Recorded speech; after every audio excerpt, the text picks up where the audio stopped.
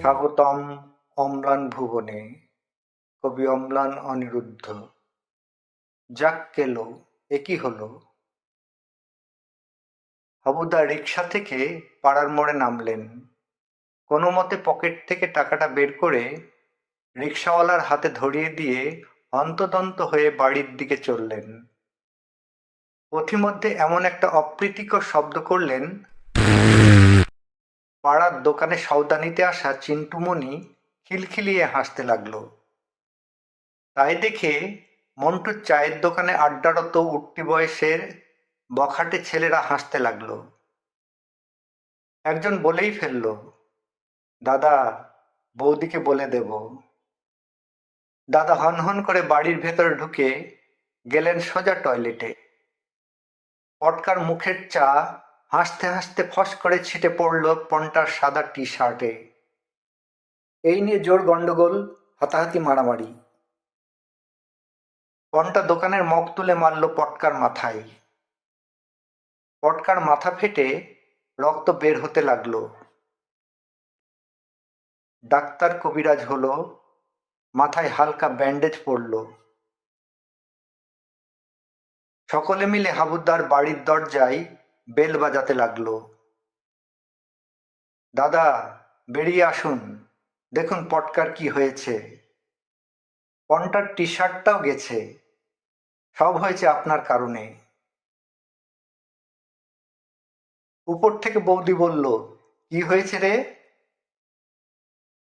সকলে সমস্বরে বলল, ওসব আপনি বুঝবেন না বৌদি, শুধু এটুকু জেনে রাখুন, চিন্টুমণি খুব হাসছিল। দাদাকে একটু পাঠিয়ে দিন। ছেলেরা দাবি করল, দাদা, পন্টার টি শার্টের দাম 300 টাকা, আর পটকার চিকিৎসা বাবদ খরচ 200 টাকা, মোট 500 টাকা ঝাড়ুন, না হলে বৌদিকে বলে দেব। হাবুবাবু তড়িঘড়ি করে 500 টাকা বের করে দিলেন। চিন্টুমণি হাসছিল শুনে বৌদির তো কপালে হাত। তার স্বামী আবার চিন্টুর সাথে কি ঘটালো? বিয়ের পর তো সে জেনেছে অতীতে চিন্টুমণির সাথে তার স্বামীর বেশ ভাব ভালোবাসা ছিল। এবারে বড় কিছু ঘটেছে নাকি? অসময়ে কাজ থেকে বাড়ি ফিরেছে, একেবারে চুপচাপ। দরজায় পাড়ার বখাটেরা। তার স্বামীকে জিজ্ঞাসা করতেই সে বলল, তুমি এসব কিছু বুঝবে না, কিচ্ছু হয়নি। কিন্তু নিচে বখাটেদের হাতে কিছু টাকা দিতে দেখে হাবুদার স্ত্রীর সন্দেহটা আরো বেড়ে গেল। শেষ পর্যন্ত কিনা টাকার বিনিময়ে সমঝোতা। তার রাতের ঘুম হারাম হয়ে গেল। তাকে কেউ কিচ্ছু বলছে না, শুধু মুখ টিপে টিপে হাসছে আর বলছে, বৌদি, আপনি এসব বুঝবেন না। বৌদি ভাবলেন, ডাল মে কুছ কালা হ্যায়। এরপর বাইরে বেরোলেই যখনই বখাটেদের সাথে দেখা হয় বলে ওঠে, দাদা, 50টা টাকা দিন, চা খাবো। দাদা বলে ওঠে, পাবি না, যা, আমার কাছে টাকা নেই। অমনি ওরা বলে ওঠে, বৌদিকে বলে দেব। আপনি সম্মানী মানুষ, বেশি বাওয়াল করবেন না, টাকাটা দিয়ে দিন। হাবুবাবু বাধ্য হয়ে দিয়ে দেন। স্ত্রী বিপাশার মনে বিষয়টি গোলমেলে ঠেকছিল। রাগ করে একদিন মেয়ে তন্নিকে নিয়ে বাবার বাড়ি রওনা দিল। হাবুবাবু বিপাকে পড়লেন। অনেক দিন হয়ে গেল, কোনো যোগাযোগ নেই। গিন্নি বাড়ি ফিরে না, চিঠি লিখে না, ফোন ধরে না। দুশ্চিন্তার কথা। বাধ্য হয়েই স্ত্রীর মানভঞ্জনের জন্য তিনি সশরীরে শ্বশুরবাড়ি রওনা দিলেন। দ্বিধাদ্বন্দ্বে ওখানে কটা দিন বেশ ভালোই কাটলো। একদিন হাবুবাবু সন্ধ্যারাতে শ্বশুরবাড়িতে তার স্ত্রীর মান ভাঙাতে যথাযথ চেষ্টা চালাচ্ছেন। বলছেন, তুমি কি আমাকে অবিশ্বাস করো? আমি কি খুব খারাপ মানুষ?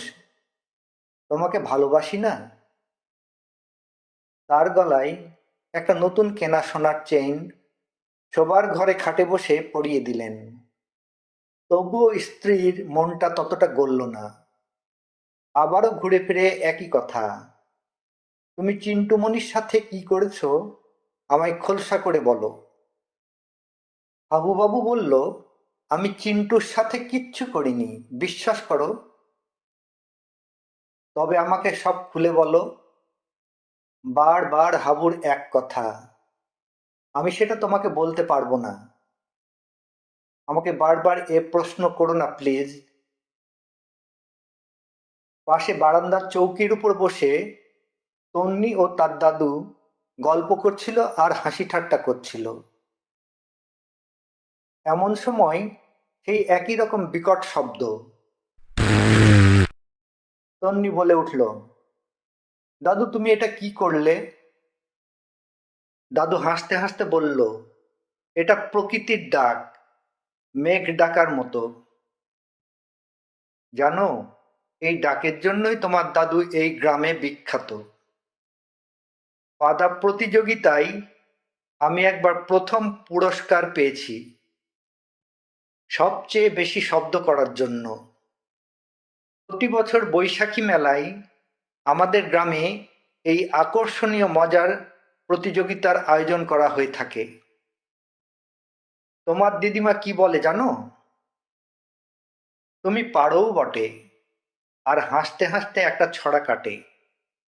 পাদের চোটে চৌকি ফাটে, চমকে ওঠে চৌকিদার, কি পাদ পেদেছ ভাই, অতি চমৎকার। এই শুনে তন্নির সে কি হাসি। দাদু নাতনির হাসি আর থামে না। বাবার এহেন অনাকাঙ্ক্ষিত কাণ্ডে ঘর থেকে বিপাশা লজ্জায় আস্তে করে বলে উঠল, বাবা যে কি করে না। সঙ্গে সঙ্গে হাবু হাসতে হাসতে খাট থেকে এক লাফে নিচে নেমে বলে উঠল, এটাই এটাই, তোমাকে কোনোভাবেই বলতে পারছিলাম না, প্রকৃতির ডাক। এবারে বিপাশার মনের আকাশ থেকে সমস্ত কালো মেঘ এক লহমায় সরে গেল। হাসতে হাসতে স্বামীর গালটা দুই আঙ্গুলে টিপে দিয়ে বলল, তাই আগে বললেই হতো। সব দ্বন্দ্ব মিটে গেল। একদিন সপরিবারে তারা শহরের বাড়িতে ফিরল। পাড়ার মোড়ে রিক্সা থেকে নামতেই একজন বলে উঠল, দাদা 50টা টাকা দিন, চা খাবো। হাবু বলল, দেব না, যা। সকলে আস্তে করে বলে উঠল, বৌদিকে বলে, ভয় দেখাচ্ছিস কাকে? এই তো তোদের বৌদি, বলে দে। হাবুদার আজকের এমন সাহসী কথা শুনে সকলের মুখ ফ্যাকাশে হয়ে গেল। সকলে সমস্বরে বলে উঠল, যাক গেল, এ কি হলো?